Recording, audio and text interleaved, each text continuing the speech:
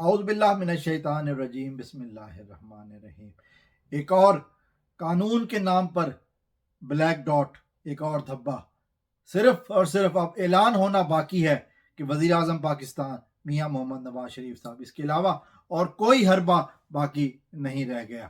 آج کے پروگرام میں نواز شریف صاحب کے وزیر اعظم بننے کے حوالے سے بات کروں گا، لیکن اگر آپ نے میرا چینل ابھی تک سبسکرائب نہیں کیا تو آپ سے التماس ہے کہ میرا چینل سبسکرائب کر لیں، اور اگر آپ فیس بک پر دیکھ رہے ہیں تو میرے پیج کو لائک کر لیں.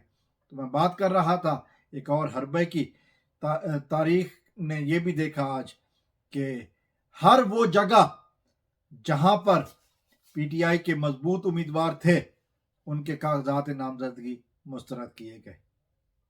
عمران خان کا سے لے کر یاسمین راشد ہو جائے، ریحانہ ڈار ہو جائے، عثمان ڈار کی والدہ ہو جائے، یا صنم جاوید کے حوالے سے بھی بات ہو رہی ہے.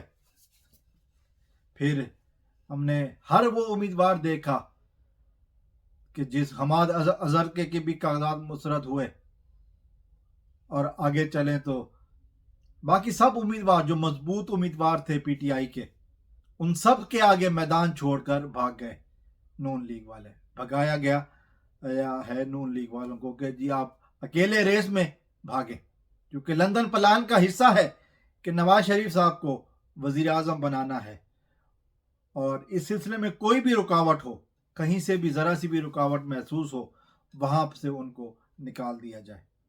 جیسے میں نے کہا کہ بڑے بڑے لیڈرز، شاہ محمود قریشی ہے، ان کی بیٹی ہے، اور ان کا بیٹا زین قریشی ہے، مہربانو قریشی ہے، زرتاج گل ہے، اس طرح کے بہت سارے لیڈر کے کاغذات مسترد ہوئے. تو آج پھر الیکشن کمیشن کو اعلان کر دینا چاہیے کہ وزیر اعظم پاکستان میاں محمد نواز شریف صاحب کم از کم قوم کا کروڑوں روپیہ ضائع ہونے سے بچ جائے گا.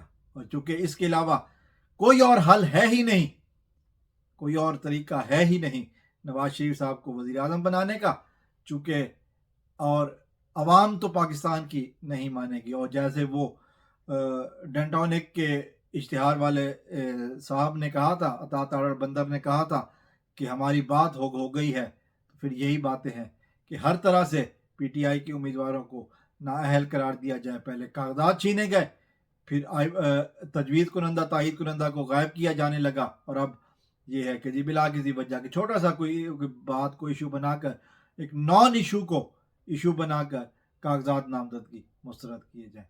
سیدھی بات ہے کہ اب اعلان کر دیا جائے کہ وزیر اعظم پاکستان میاں محمد نواز شریف صاحب حلف اٹھائیں گے، اور اس کے اوپر یقین کریں کوئی بھی نہیں بولے گا، سب چپ ہو جائیں گے.